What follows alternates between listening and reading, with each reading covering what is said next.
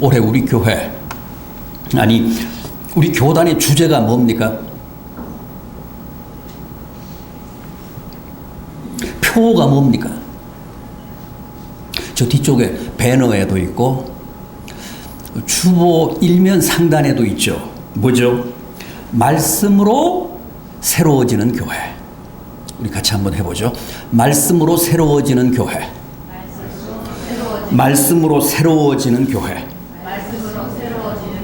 그래서 오늘은 올해 우리 교단, 우리 교회의 주제를 잠시 함께 생각해 보겠습니다. 말씀으로 새로워지는 교회가 되고 또 성도가 되려면 어떻게 해야 하는가? 말씀에 대해 어떤 태도를 취하고 또 말씀 앞에서 어떤 결단을 가져가야 옳은가? 그 점을 짚어보겠습니다. 오늘 제가 소개해드린 이 느헤미야 8장의 말씀은 주전 444년 유대 원력으로 7월 1일에 있었던 일입니다. 이 8장 2절을 보십시오. 일곱째 달 초하루에, 일곱째 달 초하루에, 유대 원력으로 7월 1일이면 민간력으로는 1월 1일, 오늘 우리식으로는 정월 초하루 날을 뜻하는데,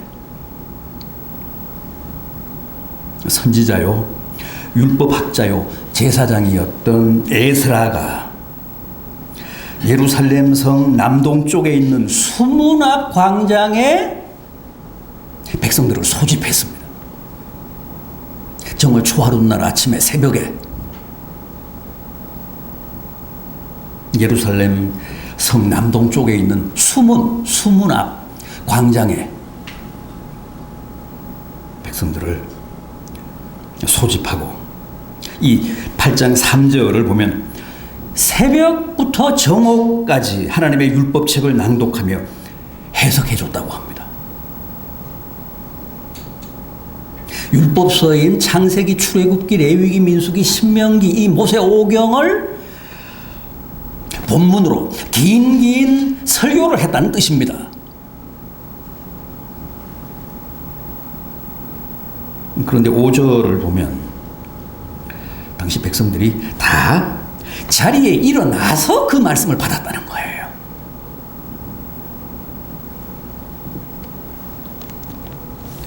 음, 5절을 보십시오.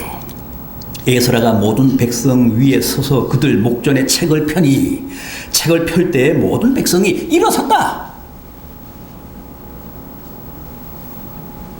요즘 우리는 길어야 30분, 저 같으면 한 20분 설교하는데도 의자에 앉아서 세상에서 가장 편한 자세로 말씀을 듣는데, 당시 이스라엘 백성들은 야훼 광장에 모여서 새벽부터 정오까지 6시간 이상 서서 에스라 선지자, 에스라 제사장이 전하는 하나님의 말씀을 받았다고 하니까 말씀을 대하는 자세부터가 오늘 우리와는 참 많이 달랐습니다.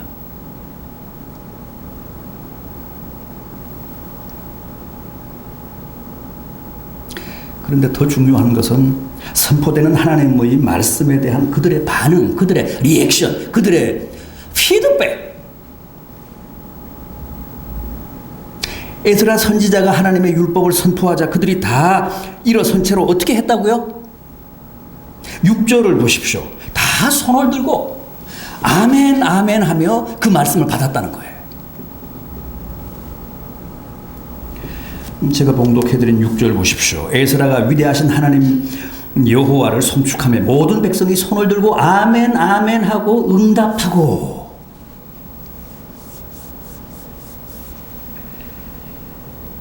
당시 그들은 선포되는 하나님의 말씀을 귀로 듣지 않았습니다. 머리로 받지 않았습니다. 정말 마음을 활짝 열고 가슴으로 받았습니다.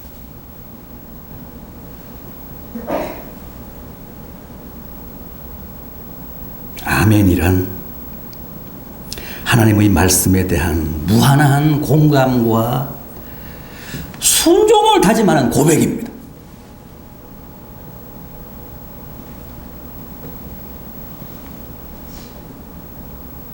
지금 주신 말씀을 그 누구도 아닌 바로 제게 주신 하나님의 말씀으로 제가 받습니다.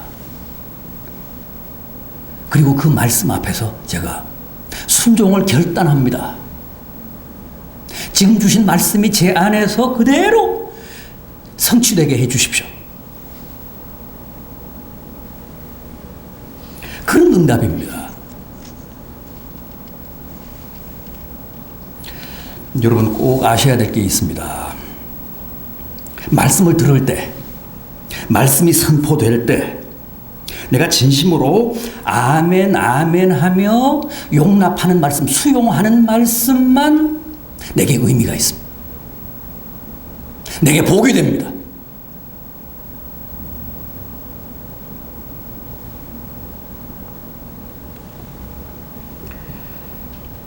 이렇게 같은 시간, 같은 자리에서 똑같은 설교를 듣는데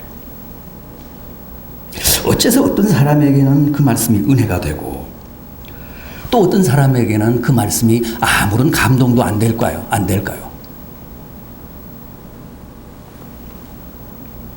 그것은 전적으로 아멘에 달렸습니다. 은혜를 받는 사람은 지금 이 자리에 아무리 많은 사람이 있다 해도 저 말씀이야말로 바로 내게 주신 하나님의 말씀이라고 믿고 아멘하며 받습니다.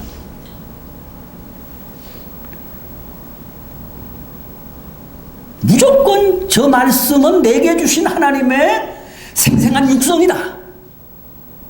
그렇게 믿고 받는 겁니다.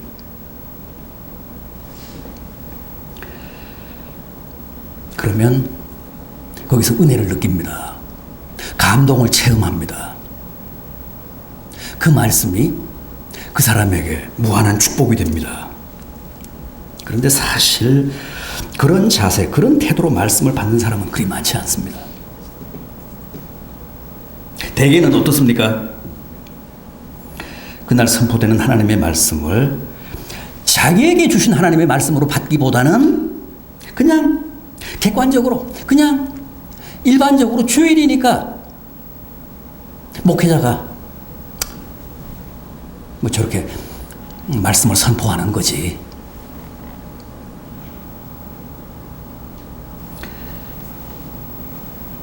대개는 그렇게 치부하죠. 내게 주신 하나님의 말씀으로 안 받잖아요.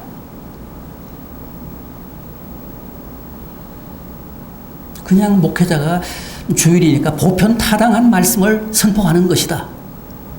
모든 성도에게 그냥 주시는 일반적인 말씀이다. 주관적으로 그 말씀을 자기에게 대입하지 않습니다.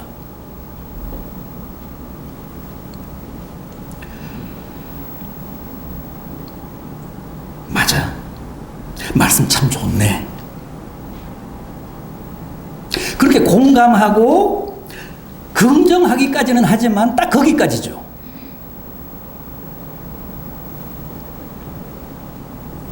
그 이상의 깊은 은혜라든가 심금을 울리며 나로 하여금 변화하게 하고 결단하게 하는, 나를 새로워지게 하는 하나님의 말씀으로 받지는 않습니다.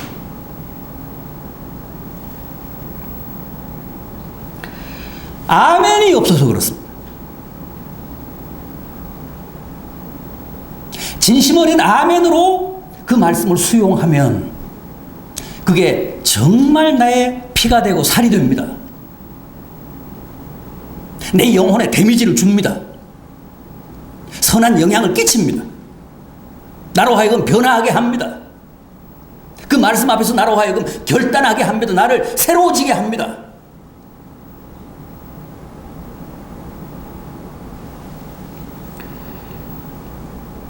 제가 가끔 아멘을 강요하지만 여러분들은 죽어도 아멘하지 않잖아요. 그 이유가 뭘까요? 아멘이란 강요한다고, 목회자가 협박한다고 할 수 있는 게 아닙니다.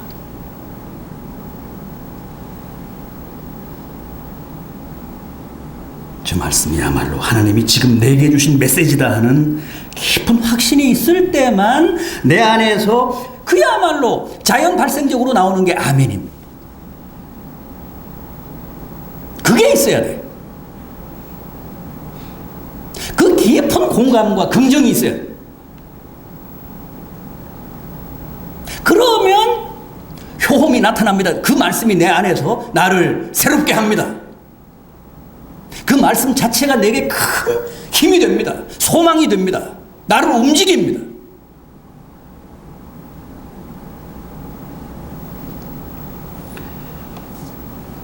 지난 송구영신 때 올해 말씀 받으셨죠? 쾌가 어땠습니까? 저는 참 좋았습니다. 누가복음 19장 17절인데 이걸 공개해? 너무 좋아서요. 주인이 이르되 잘하였다 착한 종이여, 내가 지극히 작은 것에 충성하였으니 뭘 주신다고요? 뭘 차지하라고요? 10고을 권세를 차지하라. 10고을 자그마치. 물론 주최 측의 농간이 아니에요. 제가 이거 골라서 이렇게 뽑은 게 아니고 제일 먼저 위에 있는 거 딱 챙긴 거예요.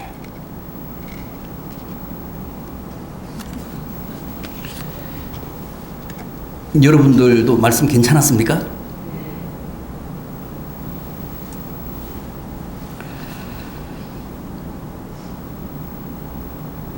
이 올해의 말씀도 하나님이 나를 콕 찍어서 이 말씀을 주신 거다, 그렇게 확신하고 이거 붙잡고 기도하며 올 한 해를 지내면 이게 엄청나게 복이 되는 말씀인데,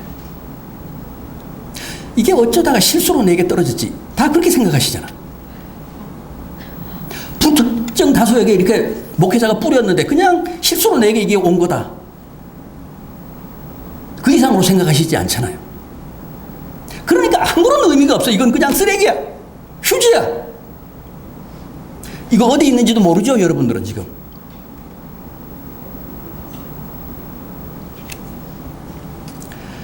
이 말씀도 받고 아멘 하며 진심으로 내가 가슴으로 이걸 용납하고 수용을 하면 이게 내 말씀이 되는 거예요. 내 피가 되고 내 살이 되는 거예요. 내 축복이 되는 거예요, 올 한 해. 그런데 이거 알기를 우습게 알잖아요. 미신이라고 그러고. 미신이라고 믿으면 미신이에요, 이건. 분명히. 근데 저는 아멘하면 이 말씀을 받겠습니다. 10고울인데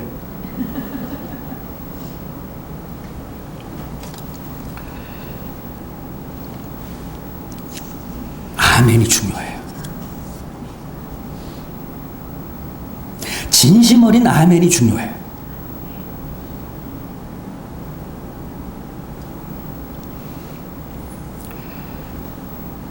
그 옛날 에스라 선지자의 설교를 들으며 아멘 아멘 했던 이스라엘 백성들처럼 그렇게 말씀을 가슴으로 들으며 진심으로 화답해야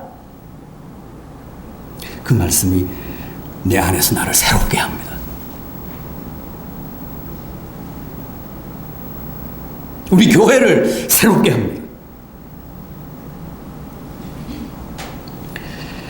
다음은 또 어떻게 했다고 합니까? 백성들이 다 울었다고 합니다. 9절을 보십시오. 백성이 율법의 말씀을 듣고 다 우는지라.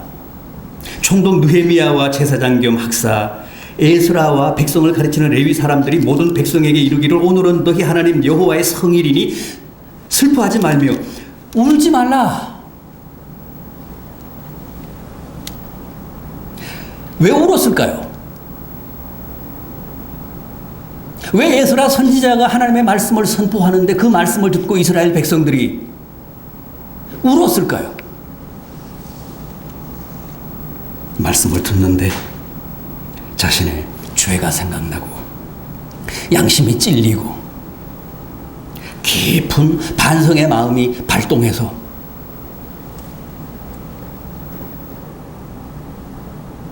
다 그렇게 참회의 눈물을 흘렸다는 거예요. 자복하고 회개한 겁니다. 말씀의 빛 앞에서 드러난 자신의 치부와 허물이 너무 부끄럽고 추악해서 형제여 어이할꼬 하며 가슴을 치며 울었다는 거예요.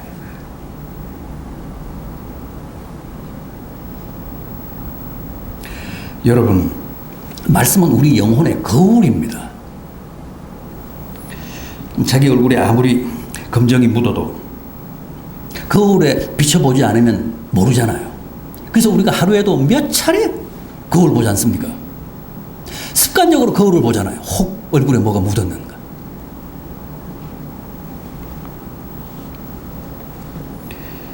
우리의 영혼도 마찬가지입니다. 거울을 봐야 합니다. 말씀 앞에 서야 합니다.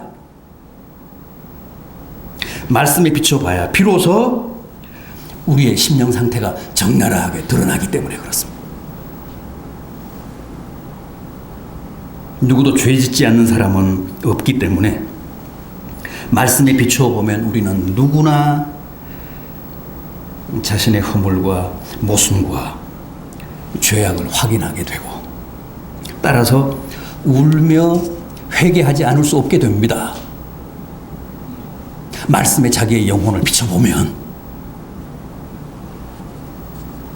베드로도 그랬습니다. 사실 베드로는 자기가 남달리 무슨 죄가 많은 사람이라고 생각하지 않은 사람, 그렇게 생각을 뭐 했던 사람이 아닙니다. 그런데 어느 날 주님이 찾아오셨고 그 주님의 빛 앞에 서자 적나라하게 드러난 자신의 몰골이 너무나 추하고 부끄러워서 견딜 수가 없었습니다. 어떻게 했습니까? 주여, 저는 죄인입니다. 저를 떠나십시오. 주님을 감당하지 못하겠습니다. 저를 떠나주십시오.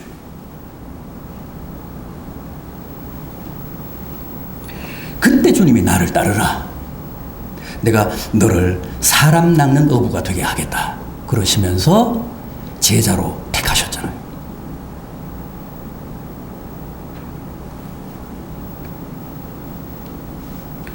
그런데 베드로는 마지막에도 말씀 앞에서 울었습니다. 마태복음 26장 74절이 합니다. 베드로가 예수를 저주하며 맹세하여 이르되 나는 그 사람을 알지 못하노라 하니 곧 닭이 울더라. 이에 베드로가 예수의 말 곧 닭 울기 전에 네가 3번 나를 부인하리라 하는 말씀이 생각나서 밖에 나가 심히 통곡하니라.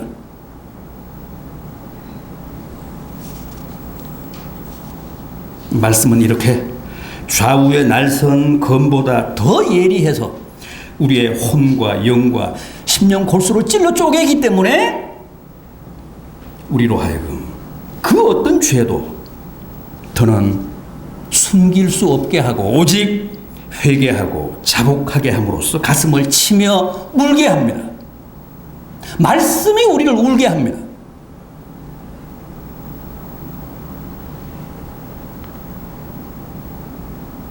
예수님을 십자가에 못 박으라고 악을 썼던 예루살렘 사람들이 오순절 후에 성령 충만한 베드로 사도 베드로의 설교를 듣고 어떻게 했습니까? 사도행전 2장 37절이 합니다. 그들이 마음에 찔려 이르되 우리가 어찌할꼬 하며 통곡하거늘 베드로가 가로되 회개하여 그리스도의 이름으로 세례를 받으라 하거늘 그날로 세례를 받은 수가 3,000이나 더하더라. 베드로의 설교를 듣고 다 가슴을 치며 형제여 우리가 어찌할꼬 그리고 울었습니다. 회개하라. 그리고 세례를 받으라.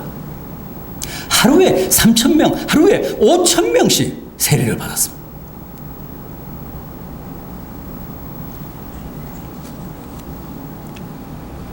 오늘 본문에 이스라엘 백성들도 그랬습니다. 그동안 너무 분주하게 정신없이 사느라 잊고 있었는데 정말 초하룻 날 아침 에스라 선지자를 통해 말씀 앞에 서자 그 말씀에 비친 자신들의 모습이 너무도 추하고 부끄러웠습니다. 그래서 다들 체면이고 뭐고 다 내려놓고 통곡했던 겁니다. 얼마나 가슴을 치며 울었던지 느헤미야와 에스라와 레위인들이 다니면서 이제 그만 울고 자제하라고 백성들을 위로했을 정도입니다. 이제 그만 울어라. 됐다. 9절을 보십시오. 오늘은 너희 하나님 여호와의 성일이니 슬퍼하지 말며 울지 말라.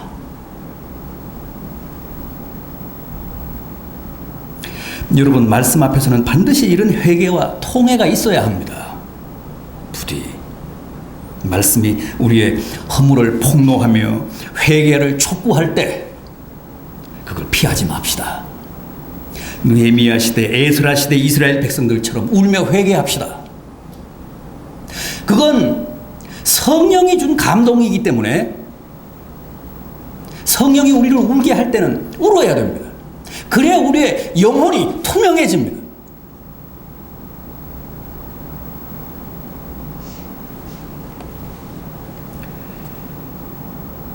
또 있습니다. 백성들이 또 어떻게 했다고 합니까? 이번에는 다시 기뻐하고 즐거워했다고 합니다.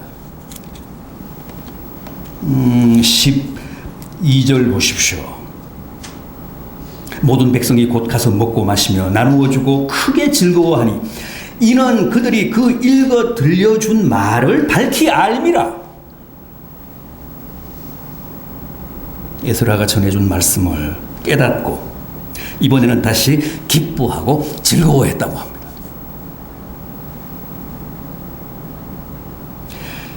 정말 세상에서 말씀으로 인한 기쁨보다 더 큰 게 있을 수 있을까요? 말씀을 깨달았을 때 느끼는 희열과 행복보다 더 큰 즐거움이 있을까요? 저는 없을 것 같습니다.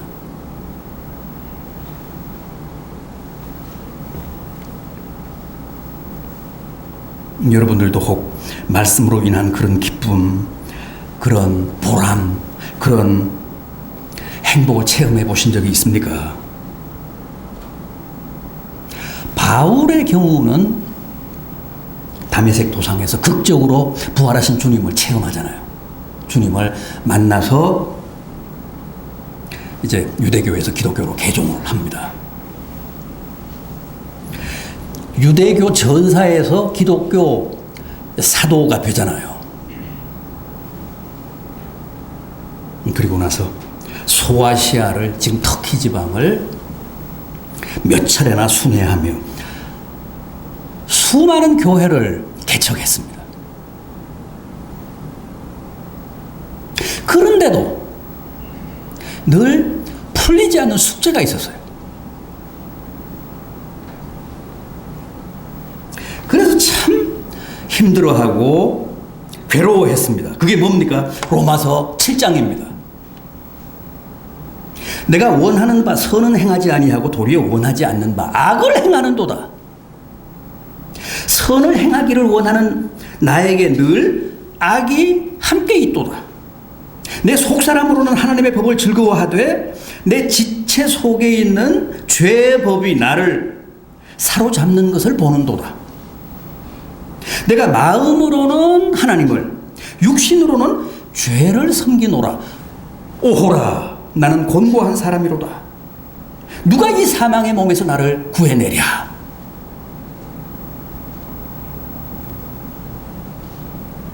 주님을 믿고 성령으로 거듭나고 심지어는 사도가 된 지 벌써 10수년이 지났는데도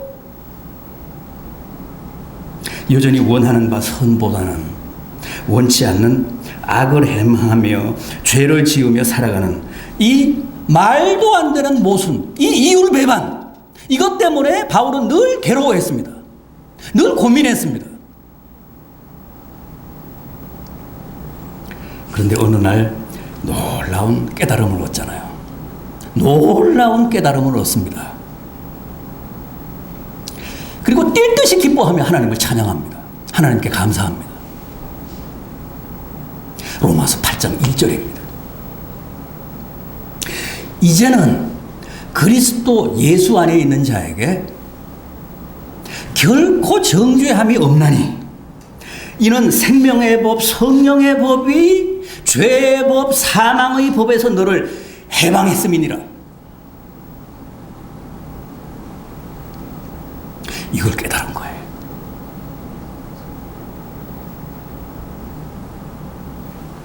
이제 그리스도 안에 있는 자에게는 설령 죄를 짓는다고 해도 결코 정죄를 안 받는다, 정죄가 없다는 거죠. 왜 그럴까요?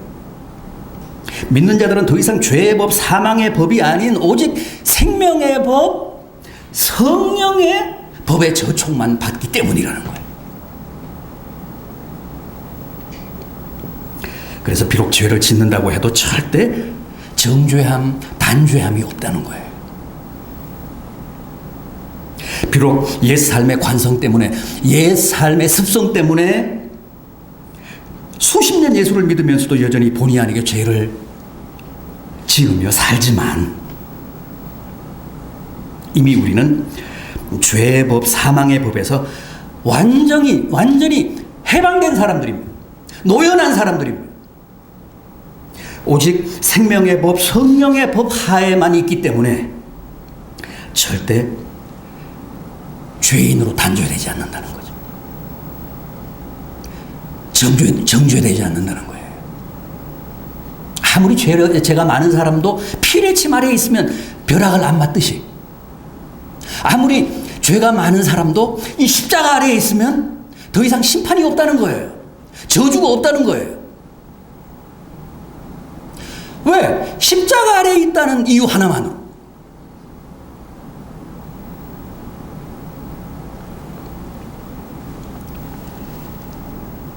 그걸 로마서 8장 1절에 와서 깨닫습니다. 7장 마지막 절까지 괴로워했는데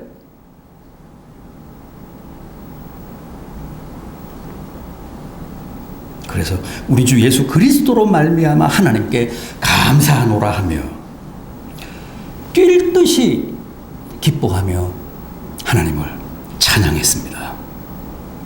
다윗도 하나님의 말씀을 깨닫고 너무너무 기뻐서 하나님의 말씀이야말로 내 입에 꿀보다 꿀송이보다 더 달다 그랬습니다.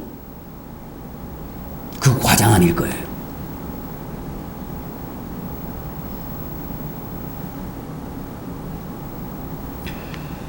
여러분, 올해는 다 말씀을 듣고 또 깨닫고 기뻐하며 진심으로 감사합시다. 그래야 복되고 그래야 우리가 다 새로워집니다. 강단에서 선포되는 말씀이 내게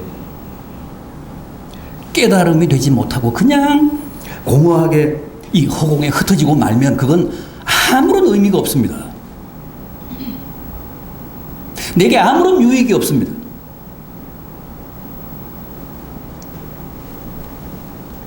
말씀을 깨달아야 합니다.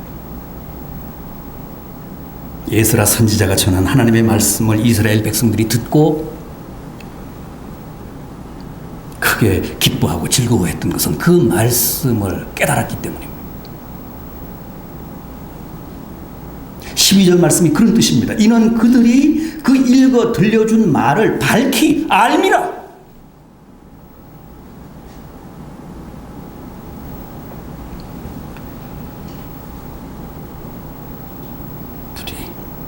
여러분들도 늘 주님의 말씀으로 인해 즐거워하고 행복해함으로 여러분들의 심령과 삶이 더욱 새로워지고 강건해지는 큰 축복을 누리게 되시기를 진심으로 기원합니다. 기도하겠습니다.